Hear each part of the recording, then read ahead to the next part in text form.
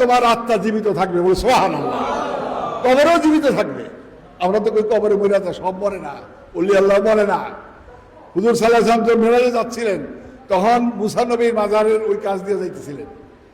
আমি মুসা নবীর মাজার দেখাইছি, বিশাল উঁচা, লম্বা, এমন উঁচা আমরা খাড়াইলে ওই পাওয়া যাবো না। জিয়ারত করে আইছি, 2-3 বার গেছি মুসা নবীর মাজারে। যে এখন ওই মাজারে রাসূলুল্লাহ বলেন, আমি যখন মেরাজে যাই তখন আমি দেখি সেই মুসা নবীর মাজারে ভিতরে মুসা নবী কি করতেছেন, নামাজে রত আছেন। সুবহানাল্লাহ। নবীরা ওলিরা মৃত্যুবরণ করে না। অন্ধা কতগুলি লোক আছে যেগুলিকে আমরা ওহাবি বলি, হ্যাঁ, মাজার ভাঙিয়া ফেলায়। এরা কয় কি ওলিরা মরিয়া যায়, নাউজুবিল্লাহ। এখন তো যে দিলি তো মুর্দা। আল্লাহ নিজে বলতেছেন, রাসূলুল্লাহ বলতেছেন, যে ব্যক্তি এই সবে কদরের রাত্রকে জাগ্রত রাখে, জীবিত রাখে, তার আত্মা কিয়ামত পর্যন্ত জীবিত থাকবে। সুবহানাল্লাহ। আর কোন ব্যক্তি যদি তার কবরকে আলোকিত করতে চায়, কবরে নূরের আলোকে আলোকিত থাকবে, নূরের আলোকে, তাহলে তোমরা কি করো, সবে কদরের রাত্রে ইবাদত বন্দিতে অতিবাহিত করো, এই রাত্রকে জাগ্রত রাখো, তাহলে তোমার কবরে নূরের আলোয় পরিপূর্ণ হয়ে যাবে। সুবহানাল্লাহ। অনেক কিছু আছে এই রাত্রে। রাসূলুল্লাহ সাল্লাল্লাহু আলাইহি ওয়াসাল্লাম বৈশা রয়েছেন সাহাবীদেরকে নিয়ে, বসছেন, তখন কি হয়েছে, সাহাবীদেরকে নিয়ে যখন বসছেন তখন প্রশ্ন, বনি ইসরায়েলের একজন অত্যন্ত বুজুর্গ ব্যক্তি, মাসউদ নাম, তিনি 1000 বছর বেঁচে আছিলেন, 1000 বছর, এবং 1000 বছর বাঁচা অবস্থায় তিনি জিহাদে রত ছিলেন, জিকির আজকারের সমস্ত দিন অতিবাহিত করছেন, রাত্র সব, সারা, তাহলে 1000 বছর তিনি জিহাদ করছেন। তার গুণগান গাইতেছিলেন কে, আল্লাহর নবী। যখন গুণগান গাইতেছিলেন, এক সাহাবা উঠে গেল, ইয়া রাসূলুল্লাহ, আমরা তো আপনার উম্মতেরা তো এত হায়াত পাবে না, আমরা তো এত হায়াত পাই না, কাজেই আমরা যদি এই হায়াত পাইতাম তাহলে আমরাও এই 1000 বছর পর্যন্ত আল্লাহর পথে জিহাদ করতাম, ইবাদত বন্দেগীতে নিয়োজিত থাকতাম। এই কথা বলার পরে আল্লাহর নবীর চেহারাটা একটু মলিন হয়ে গেল, হুজুর সাল্লাল্লাহু আলাইহি ওয়াসাল্লাম চেহারা একটু মলিন হইল। আল্লাহ তাআলা জিবরিল আলাইহিস সালাম পাঠান, তখন এই সবে কদর নাজিল হয়, বলে সুবহানাল্লাহ। হে রাসূল, হে মুহাম্মদ, আপনার উম্মতের জন্য এমন একটা রাত্র দান করা হবে, এমন একটা রাত্র, যেই রাত্রের এক রাত্র ইবাদতে 1000 মাসের চেয়েও উত্তম সেই ইবাদত আল্লাহর দরবারে গণ্য হবে। এক রাত্রি কার ফ্রি, কারবার শেষ। এই তখন সবে কদর নাজিল হইল, ইন্না আনজালনাহু ফি লাইলাতুল কদরি ওয়া মা আদরাকা মা লাইলাতুল কদর, লাইলাতুল কদর খায়রুম মিন আলফি শাহর, তানাজ্জালুল মালায়েকাতু ওয়ার রূহ ফিহা বিইজনি রাব্বিহিম মিন কুল্লি আমরিন সালামুন হিয়া হাত্তা মাতলাইল ফজর। এই রাতটা ফজরের পর্যন্ত বিরাজ থাকে, শুধু রহমত আর রহমত, শান্তি আর শান্তি, দয়ার দয়া, করুণার করুণা, এবং আল্লাহর যত পদের রহমত, যত পদের দয়া, যত বড় নিয়ামত আছে, এই রাত্রটা বিরাজ থাকে, বলে সুবহানাল্লাহ। আমাদের মতো নাদান যদি ঘুমাইয়া কাটায়, সারা বছর তো ঘুমাইলাম, খাইলাম আর হুইলাম, ওই যে একটা গানে কয় না, দুনিয়া থেকে আল্লাহ এই বুঝতে পারে, কিন্তু আমরা তো বৈষম্য করি, এতে বোঝা যায় অন্য নবীর দিল না, আমার রসুলের দিল, সেই রসুলের আমরা উম্মত। দেখলে মনে হয় আল্লাহ বৈষম্য করছে, বৈষম্য করে নাই, আল্লাহর রহস্য আছে। যাই হোক, আমার কথা হলো সেটা না। এখন এই সবে কদরের রাত্রটা, যাদের দিল মুরতাদিল, তাদের দিলে এই রাত্রের অ্যাকশন তার করতে হবে না।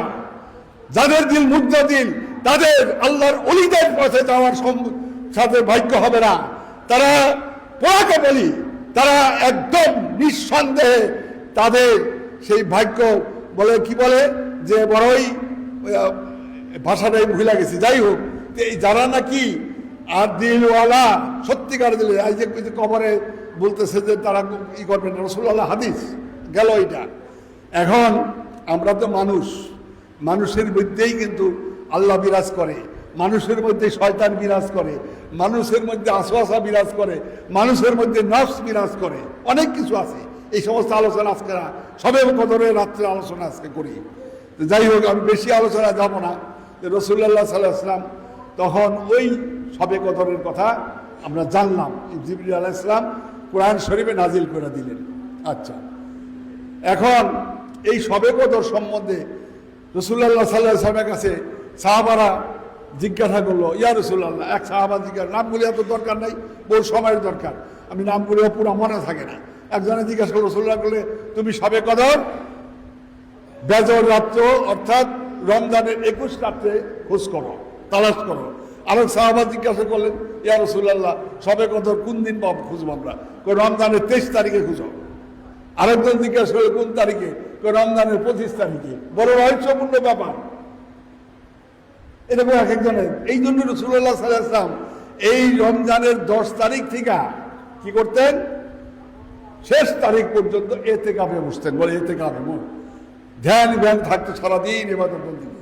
হযরত আবু বকর সিদ্দিক জিজ্ঞাসা করলেন, ইয়া রাসূলুল্লাহ, সবে কদর কোন দিন? রাসূলুল্লাহ বলে, সবে কদর রমজানের 27 তারিখে খোঁজ করো। বলে সুবহানাল্লাহ। অধিকাংশ আলেম ওলামা, অধিকাংশ সেই হাক্কানি আলেম পীর মাশায়েখদের এইটাই মত যে সবে কদর রমজান শরীফের 27 তারিখে, এটাই ঠিক।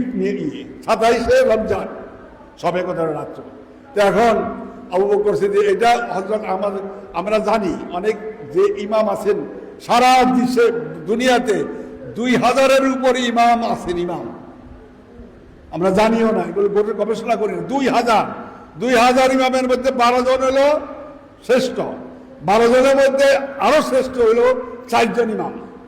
4 জনের মধ্যে সর্বশ্রেষ্ঠ হলো ইমাম আবু হানিফা। সুবহানাল্লাহ। আমরা হানাফি মাযহাবের, এর মাযহাব অনেকে বিশ্বাস করে না।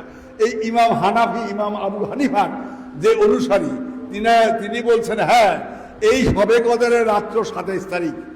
সে একটা যুক্তি দিছে, এই যে ইন্না আনজালনাহু ফি লাইলাতুল কদর, এই যুক্তিতে তিনি বলতেছেন যে সবে কদর, কদর লাইলাতুল কদর শব্দটা 3 বার আসছে। সবে কদরের সূরার ভিতরে কয়বার আছে? 3 বার। এবং এক একটা এই লাইলাতুল কদর লিখতে 9টা হরফ লাগে। কয়টা? 9টা। তাইলে এই 3 দিয়া যদি 9টারে পূরণ করে কত হয়? 3 9 27। উনি একটা হিসাব করে চাইছে। কাজেই সন্দেহ নাই, এই 27ই রমজানি হলো সবে কদরের রাত্র। তাহলে বলতেন রাসূলুল্লাহ গদর বললেন, কইতে কইতে গেলে কেন বললেন? লেহানুদের রহস্য আছে যে তোমরা রমজানের শেষ রাত্রগুলি, এই 10 দিন তোমরা ইবাদত বন্দেগীতে থাকো, এতে থাকো, এটা বড় বরকতপূর্ণ রাত্র। সুবহানাল্লাহ। এই বরকতপূর্ণ রাত্র আজকে আমরা, এটা বড় সৌভাগ্য ছাড়া এই রাত্র কেউ পায় না। অত্যন্ত সৌভাগ্য লাগে, সৌভাগ্য ছাড়া এই রাত্র কেউই অর্জন করতে পারে না। আচ্ছা, গেল ওইটা। এখন রাসূলুল্লাহ সাল্লাল্লাহু আলাইহি ওয়াসাল্লাম এই যে সবে কদরের রাত্র, এই রাত্রটা সেই কি বলে, উবাইদ ইবনে উমর একজন সাহাবা ছিলেন। উবাইদ ইবনে উমর সেই সবে কদরের রাত্রে, উনি তো আর জানতে যাইতেছেন, নৌকা ভ্রমণে বাইরেছেন সাগরের মধ্যে, সুরসাগরের মধ্যে উনি বজ্রা দিয়ে চলতেছেন। হঠাৎ নিশিরাত্রে বজ্রা বন্ধ হয়ে গেল, বজ্রা আর চলতেছে না। তিনি চিন্তা করলেন, হঠাৎ বজ্রা কেন বন্ধ হয়ে গেল?